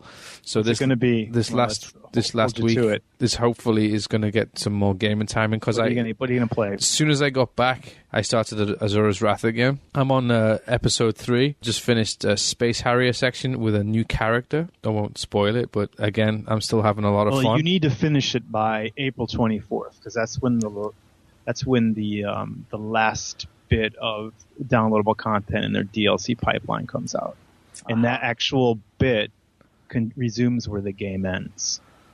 Oh, it does? Yeah. Oh, okay. That's like episode 19 to 22 is coming out. I think we just started Zasshi Time. Hello, this is Zasshi Time. Is it? Done. If you're done, I think we just fell into Zasshi Time. No, I was just saying what I was kind of playing after I got home from my trip. Because I got that, and there was a few other games I wanted to play because you got to finish Gravity Days. We got to hold you to that. Yeah, I haven't finished Gravity Days. The DLC for that. You're wrong. So, Kyle, did you play any more of Sumioni? I have not. No. You not? No. So you just got that to put on your shelf, right? Well, granted, it's very, very short to at least just run through it, which I owe it at least that. I just have not done it yet. Right. Okay. Fair enough. I bought both the new DLC for Gravity Days, but I haven't touched those. I played Ninja Gaiden 3. I got to the first boss on the first level, so it was about 25 minutes into it, and it crashed, and I switched it off. Never played it again. It's the same level from the TGS demo, so I knew how to play it, so I was okay with it, but I was kind of into it when I played it, and as all the information was leaking out little by little before the playable demo at TGS, I was kind of interested in this game, but then it just died on the first week of release. It just seems to be diluted. It's really diluted. It's just it's being made like for everybody, if you know what I mean. It's no longer the Ninja Gaiden I remember, where it was rock hard. Yeah, and people rage quit and never played it again. Yeah, it wasn't like that. So now it's rage easy. It's like just too. Yeah, it just seems to be like easy pick up and play. So I guess like Itagaki is like all forgiven because right. Yeah, it just. Well, we'll see. The jury's still out on that one until he releases this game. So, to be honest, there have been no signs of life from them for a while. He's even. I don't know if you remember, Martin. For like the longest time, he was doing interviews. With for Famitsu, Xbox right? Famitsu. He did like 8 or 9, and then that just disappeared. He said, "This is my last one," and then I thought, like, oh, maybe because they're gonna announce something, right? Rather like it's time to something. It's like when Nagoshi stopped doing his series for the magazine, it was because he finished Kurohyo and then he finished Binary Domain, so it made sense, right? It's like there was no like a rhyme or reason for why he just stopped. So maybe the publisher told him to shut up and just get it done. Right. Stop talking and just get your damn game finished. Cause Devil's Third, right? Devil's Third, yeah. Shall we go into Zasshi Time? Yeah, we kind of already started it, so I'll just continue where I left off. Okay, Steven, Zasshi Time. Go for it. So, yeah, just to continue off of Asura's Wrath, there's been a lot of content coming out. They've done like 4 drops. They have like 4 drops, and probably by the end of May they'll have a total of 6, I think. But for like about 200 yen, they put out downloadable content for in between levels in the game. But I think like episode 11.5 they're calling it now. They actually have content in there that sort of like paves over some of the gaps in the story. Huh. So like I don't know what episode you're on, but they have one for 11.5 and they have one for it's called 11.5 and they have 15.5, and it's just 200 yen for PS3 or 160 MSP. But I haven't had a chance to try those yet, but I'm going to get on those, and I intend to play all of them eventually. But I kind of question the stuff that's coming out on April 24th. You were just talking, Kyle, about all this stuff that you're getting free for Ragnarok, right? Right. And yet all this stuff is coming out. It's cheap for April 24th. If this continues where the game ended, to me it's like, well, maybe the game didn't truly end. And This is stuff that we should have. I feel like, if this is related to the end, or if this is like the true ending, if this is like the true ending that you were supposed to get, then I don't know. What do you guys think about that in terms of like downloadable content? Is that taboo? Well, I heard it's essentially the same thing going on with Final Fantasy 13 too, right? Which I didn't play, but apparently you get to the end of the actual game on the disc, and it's like, haha, you can get the ending later if you pay for it. Well, that just tells me not to buy any games from that company anymore. Essentially, I feel the same way. Yeah, I think that's horrible. Like like for Mass Effect, I know like a lot of people are saying Mass Effect 3, like they wanted a different ending. And if there's like a big uproar and you're like, all right, we're going to go develop that ending that you wanted, then it makes sense to me. But for this, I can't really speak on it because it hasn't come out yet, so there's no final verdict. But yeah, when I saw that, I was like, continues where the game ends? I don't know. Yeah. It's like $6 or something like that. So that's... Yeah, there's definitely a way that the DLC is done right. Paid DLC is done right. I have no real issue with what they did for Gravity Days. I mean, this is stuff that was not... Gravity Days was spot on. Yeah, it was not... Like it's obviously new. It wasn't finished, when the game was released or whatever. It adds enough. It's well worth it. You get a variety of side things. Stories. Yeah, it's not like pay 100 yen for the costume, pay 200 yen for the first half of the mission, pay 200. No. You just pay 400 yen, and then you get the costume, you get the 2 challenge missions, and you get the beginning and end of the story part. It's nice. It's like a pack. Right. So and if you we pay 400 yen for one of those packs. I'd say you get about 2 hours of play from that. So. Yeah, I don't know how much play you're getting for this 11.5 or 15.5, but each one of those are 200 yen, so that's 400 yen. So it's like, sure, does this 11.5, 15.5 match up to that? Yeah. I'm kind of curious, and I want to just download them all and play them just so that I know, because it's starting to look kind of dodgy. Gotcha. And then in May, they're going to have you're going to be able to fight against Ryu from Street Fighter and an Akuma. What else have we got in the Zasshi Time? Tokyo Jungle. Oh, lay it on me, please. Watch your heels. You're going to get bit. Yeah, panda sex, please. Right. Yeah, right. Skip Zasshi Time. Let's just talk about the trailer. Okay, go for it. The trailer, the high-def trailer came out, and as Martin... It did indeed. Hinted, he said it. Just for a brief second... A panda does get on its hind legs at an angle and is leaning on something. That's alive and doing things that other people, do in their private bedrooms. But it's fantastic. There's a lot of other things in this game that we're realizing. I think for a long time we just thought it was going to be like a crazy Pomeranian just running around Tokyo, killing things much bigger than it. But it's not just that, right? You guys seen it? It's every animal on Noah's Ark? Yeah. What did the video do to you? Did it make you... Because last time we kind of painted this crazy picture, and then your imagination may have taken over and blown it up to something bigger than it really is. Or you looking at the video, do you think you're more interested, or it's not as good as your imagination? For me, I'm quite interested in it. It's crazy. It's zany. It's Japanese. It's Japan. Yeah. It's quintessential Japanese. Exactly, and that's what I like about this seems to me kind of like the game, and maybe it's quite original. So I'm not saying it's been done before, but like games that Japan used to make that were just zany and very, very fun. Right. This kind of seems like it might fill that instead of just being like moe, robot golf dolls in space with magnets. What's wrong with that? We covered that. No, but no, it just looks really fun. It looks really interesting, really strange, really Japanese. It's coming out on July 7th, and July. Wow, that's or June 7th. I was going to say June 7th. It's coming up. coming out, and the prices have been listed. You got the packaged version at a little higher than what I was expecting, is 4,980 yen. I wasn't expecting it on disc. I wasn't expecting it on disc in the first place, because when I played it at Tokyo Game Show, it said it was a PSN game. But that's what we talked about last podcast. We thought it'd just be PSN, but yeah, and the download is 3,900 yen, which is maybe a little high for a PS.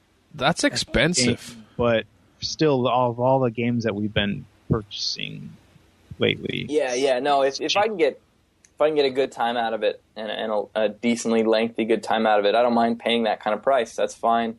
You know, a lot of talk with game prices these days is more about graphics. It's more about the experience.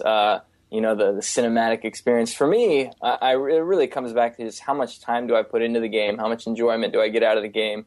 You know, I'm happy to pay 5,000 yen for a game with crappy graphics if I get more out of it than I would, you know, a game that's cinematic and cool looking, but with crappy gameplay that ends in an hour or two. So, right, less Kojima. Yeah, seriously. Kojima tax. Yeah, And you do, let's see here. So if you do order early, you get a white Pomeranian and a black Pomeranian. Ooh. Yeehaw. A little stronger stats, so I know that's fascinating. But actually, they had they're doing some pretty good promotion for this game, and they're having different Japanese developers test out the game. And actually, just recently, we were talking about Asura's Wrath. They had Hiroshi Matsuyama, who's like the prez of CyberConnect 2, and I actually had a hand in Asura's Wrath. Another crazy game, which we like. Some of us like. Yep. Just a bit. And so I was kind of interested to see like another crazy man playing another crazy man. And sounds good to me. Yeah, I know. And Nagoshi is on this list. They do have 8 developers. They've got Matsuyama Atsushi Inaba from Platinum Games. They do have like Nagoshi from Sega, obviously. Yeah. Suda51 on the list. I love that Inafune is like towards the end. He's like the cleanup batter. Okay. We'll see what he has to say about this. But yeah, I watched the video from Asura's Wrath Matsuyama, and he actually played a little chick, you know, like a little bird. Yep. And then, you know, he's just kind of moving around, and it's hardly going anywhere. And he's like, what the hell am I going to do with this? And he's like, no, you can go in and you can trick it out with, you know, clothes and stuff like that. He's like, why don't you try this? And it's like, it was a jetpack. It was a jetpack for a little chick. Nice. But when he put it on, and then it was like, see, can't you see you're moving a little faster? And he's like, you could hardly see it was moving any faster, which was kind of absurd, but it made it funny. It's like you could see the little jetpack thing on there, but it wasn't really doing much, which was kind of funny seeing that contradiction there. And then like, a bunch of dogs came by and just ate it. And it's like, he's like, what the hell is this? He's like, this is Bimyo Sugiru, which is like, this is too dodgy. This is like all the lions and stuff like that. They don't have like a really realistic jump. They just kind of jump up really high in the air, like they're like a really happy lion. You know, like when they're like frolicking in the forest, or no, they don't frolic in a forest, do they? But the way an animal dances and prances around, you know, and it's kind of like just a funny, lovingly way. All the animals are doing that, and it just looks crazy. These crazy lions just sort of like throwing its legs up and like this totally unrealistic jump. So what's Sony's idea behind getting these game makers in playing it? Well, I mean, are they just trying to say that it's fun, or what? Well, I don't know. I like the fact, because of all this talk about, it's a good question. All this talk about like the state of the Japanese video game industry. Right. And I like that they're kind of sort of an introspective look. And now you get to see them riff. Like I remember at what was it, GDC? I can't remember who did it, but some guy interviewed a bunch of developers, and he made them play tic-tac-toe with him. You know, he sat it down, and then he watched the response. He says, well, what do you think about the game tic-tac-toe as they're playing tic-tac-toe? And sometimes they said, well, you need to do this and this to make the game interesting, because it's boring, because it's, as long as you know the basics, it's a tie every game. So I like the fact that you get these people and they're looking at the game as a developer and they're going, well, they might say I don't like it for this reason, or this is quintessential Japanese right here. This is a good thing about it. Like the jump, Matsuyama was saying, well, this jump, obviously you're not trying to be realistic, and it actually it leaves an impression with you. It's kind of crazy Japanese game. So I like the fact that like maybe they're looking at the DNA going, no, these aspects are intact. Let's keep it the way it is. So maybe something might come out of that, right? More than just promoting the game. I'm looking forward to what Inafune's got to say, because he's had some strong words to say about the Japanese games industry as a whole. Yes. So I'm looking forward to see what kind of like how he's going to react to this game, because this is something I guess he's been looking for, because he says the Japanese industry is always using the same IP, and they're not looking to do anything new. But this game is totally new and very, very, very Japanese. So yeah, and in Suda51, which has been pretty vocal, like people say, well, what do you think about Japanese games? And he says, well, there are a lot of games these days where people play them in the West and then they find out later, oh, that was a Japanese game? I didn't know that. So I think there are a lot of games that are becoming more Western, or not becoming more Western, but have more appeal to Western. And I think this is one of those games. Maybe someone might play it in the States, doesn't know anything. Tokyo Jungle, I'm saying. And they're going to go, this was developed in Japan? I didn't know that. I mean, besides the title, obviously. Sure. So, yeah, it'd be cool to see Suda51 talk about it and Keiji Inafune. Yeah, for sure. Inafune. Yeah, I'd like to see. Let's get Phil Fish to play it as well. Yeah. Yeah. See what that douchebag's got to say about it. Hope his game fails and burns. Be interesting if it was really good, though. Either fail and burn or be really good. But Right. Anyways, okay, so Fatal Frame in Famitsu, right? Or in Japanese, it's called what? Zero? Was that Project Zero? Project Zero? I think it's just known as Zero. The series itself is Zero, and that is the stem of the Fatal Frame series in Japan. The Zero kanji, obviously, and it's just called Zero. This is a horror game, right? If you don't know what it is. Fatal Frame. Have you guys played any of the games, the Fatal Frame games? Just a bit, not a lot. I'm not into my horror. I don't like scaring the crap out of myself. Shinde Kamura was based off of this, right? Sort of. It was just an offshoot, yeah. Yeah, I'm not into scaring myself, especially with Japanese stuff, because it gets into your head. See, I am so waiting for the next game to scare me, because yeah, I'm into it. Genya no Yoru was the one that really was fantastic for me. I loved that game. I know you did. I didn't get it, though. I didn't get why you loved it so much. Well, you gotta understand. I mean, you were backseat driver for a large part, or the whole thing, I think. Most of it, yeah. I mean, playing it. I mean, you got these people breathing on the back of your neck, or like I remember when we were in the locker room and hiding in the locker, and the guy with the mad chainsaw was coming in, and he was knocking on each locker, and we had to jump out and run away. Those moments. I don't live for like the whole game. I just want to have really good moments, and there was enough in there that just made me love the game. I think horror games you live for the moments, right? What got me about that one was the epilepsy. You know, the bit with the flashlight where you had to flash the flashlight at the ghost, and it had like an epileptic fit or something, and you could run through his legs. Absolutely. You know, just trying to figure out how we get past this. The puzzle element. This ghost was pretty interesting, but as a horror game, I don't know. I guess I'm just not into the actual genre itself, because I don't particularly watch horror movies, and I don't like to get scared, and especially Japanese horror movies that are very psychological. They get into your head, you know, like The Ring and stuff. I mean, I don't know if they're visually. Never got in my head, but yeah. Well, I don't know if are they visually scary, or is it just all psychological? Is it in your head scary? I always find Japanese horror is all in your head. That it messes with you. Am I wrong? I don't know, Kyle, what do you think about? Well, I think Japanese horror to me it's not so much about the instant, things popping up and scaring and thrilling. It's a lot about the build-up.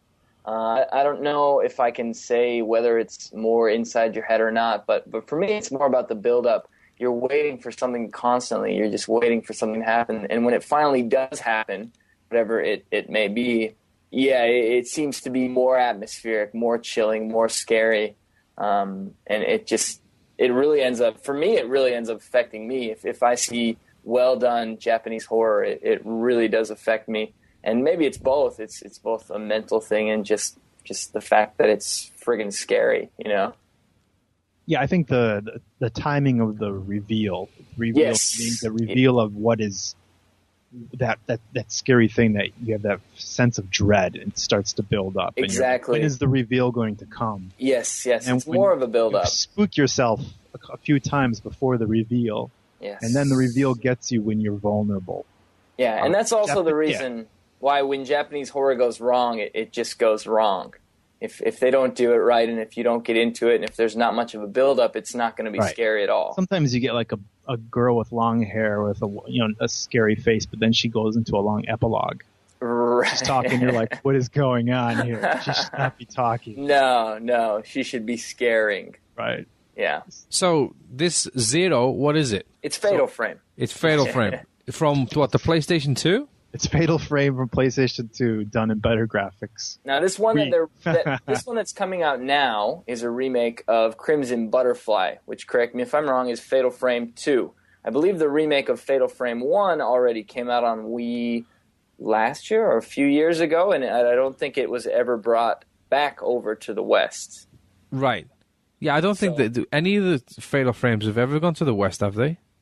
They all have in the past, just not the Wii one. Oh, yeah, the Wii ones, right? Yeah. So, yeah, they all have. They're pretty popular. PS2, Xbox. Yeah, no, they have a big following, which is why I'm surprised that the Wii one, as far as I know, didn't make it overseas.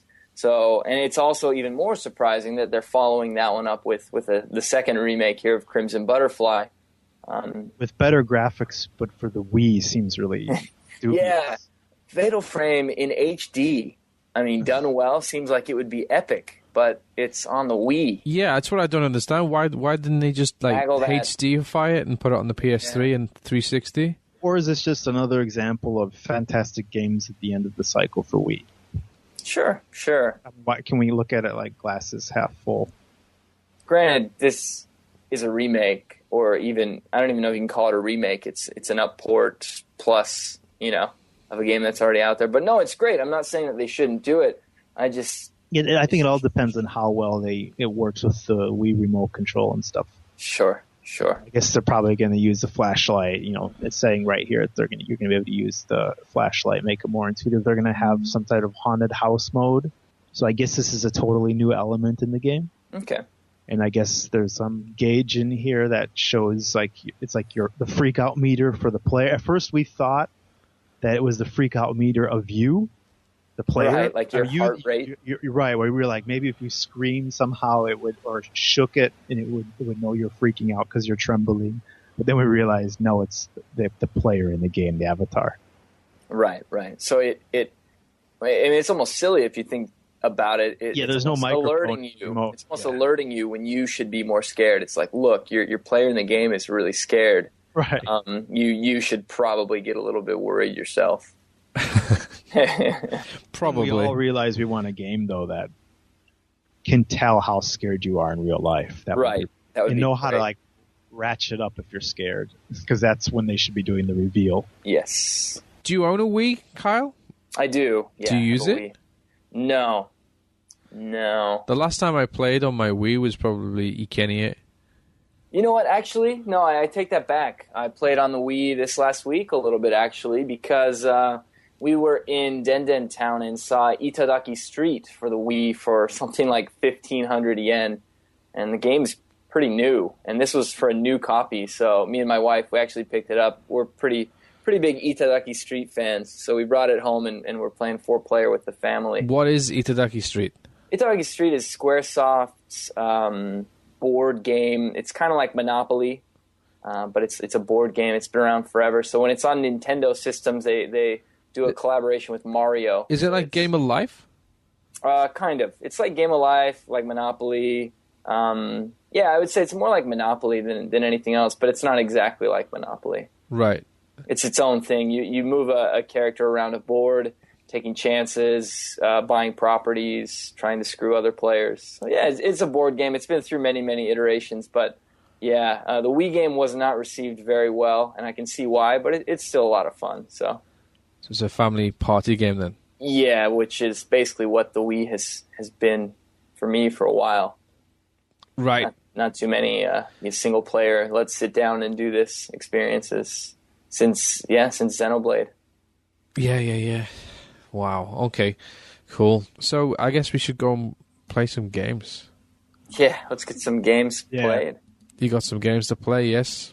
Yes. I think so. Okay, so I got there was a tweet from our friend Crackalakan Z. Oh, really? It's another food question, right? As long as there's no chikuwa. No, his question. Chikuwa are hot dogs. His question is okonomiyaki. How do you like yours? Okay. Oh, you mean like how do you like it? Like lettuce cut or pizza cut? Or I guess what you want in it. Okay. Yeah, for me, do you guys know what modanyaki is? Yeah, with the yakisoba from Hiroshima. Yeah. So I like mine. I like my okonomiyaki modan style, which essentially is yakisoba attached to the bottom. I guess it's cooked and then. Kyle are a smart man. Yeah, and then I like pork or squid or. I mean, I don't really mind the innards so much. It's if it has that modan, the yakisoba. Oh man, it's throw an egg on the teppan. Oh yes, frying area first, and then drop the whole okonomiyaki on there, and then they put an egg on the top and flip it. Yep, I like cheese on my okonomiyaki as well. Yes, great topping for okonomiyaki. Definitely cheese iri, and yeah, man, it's crazy how modanyaki adding that yakisoba gives it so much volume. It comes out huge. It's less like a pancake size and more like a pizza size. Yet they eat them often as oyatsu, which is like a snack in Hiroshima. So they don't even consider it a meal. It's just something that you eat in between meals. Yeah. That's pretty insane. That's too much. That's way too much. My okonomiyaki is pork and cheese. Yeah, I can get behind that. Cheese. Pork and cheese, yes. So with the no katsuobushi on there. Oh man, I need it. I love it. I love watching it dance. I love the katsuobushi. Yeah, me too. I didn't realize what it was until like maybe a year after I was eating it. Okay. And I just roof of your mouth. Well, no, because my wife used to put it on, and I just used to whatever. She used to say it tastes good, and yeah, it tasted good. And then one day I actually said to her, "What is it?" I didn't really question it because it was nice, but then I just got you well trained. That's all I got. It was good, man. I just loved the way it danced on your food, and it looked great, you know. So one day I asked what it is, and she said, "Yeah, it's fish," and I was like, "What?" Fish doing fish? Yeah, exactly. Yeah. It's just dancing. It's like shredded fish, you know. So it's like wow. It's like thinly grated. It's so amazing. Oh, God. But yeah, no, I make okonomiyaki at home quite often. Mm-hmm. Well, you can. I actually bought one of those trade magazines because you can actually buy the whole unit. Actually, to make okonomiyaki from a proper like commercial grade. Right. Hot plate. Hot plate. Yeah. And I still have it here, and if I ever move back to America, I would like to get one of those, which would be ridiculously priced, and then an ice shaver to make shaved ice. I bought an ice shaver last summer. Did you buy one? Yep. Mine would be commercial grade for sure. Yep, I got one. We got one. And that's Japan, all. That's one thing. All those like little snow cones and stuff like that with the shaved ice and the food coloring. Nothing. You have not had the real deal yet. Yeah. Japan. Yeah. Yes, I'd say that. I'd totally agree with you. It's amazing, and my daughter, she goes nuts for it in the summer. Tea stuff, the matcha, the uji. No, I don't like matcha. You can stick it where the sun don't shine. I hate it. Okay, so if you want to follow us on Twitter, it's RedSunGamer. If you want to follow Kyle on Twitter, it's Kyle22, all spelled out. Okie dokie. If you want to follow Steve on Twitter, it's Steve_RedSunG. Good. If you want to follow me, I am DJmizuhara. If you want to follow Kyle's YouTube page, it's Skygene22, SKYGHENE, and the numbers 22. Okay. Please subscribe and rate. Yes, please. Thumbs up. RedSunGamer is also YouTube, RedSunGamerTV. And we also, on occasion, we do live streams as well. And that's twitch.tv/RedSunGamer. And hopefully... We haven't done one for a long time. We haven't done for a long time. But Stephen, now you have a really good... You've got a new rig. You've got a capture card. You've got no excuse. Anyways, thank you for listening to RedSunGamer episode 37. We hope to catch you next week with episode 38. Let's go to some of this. Let's go to some of this.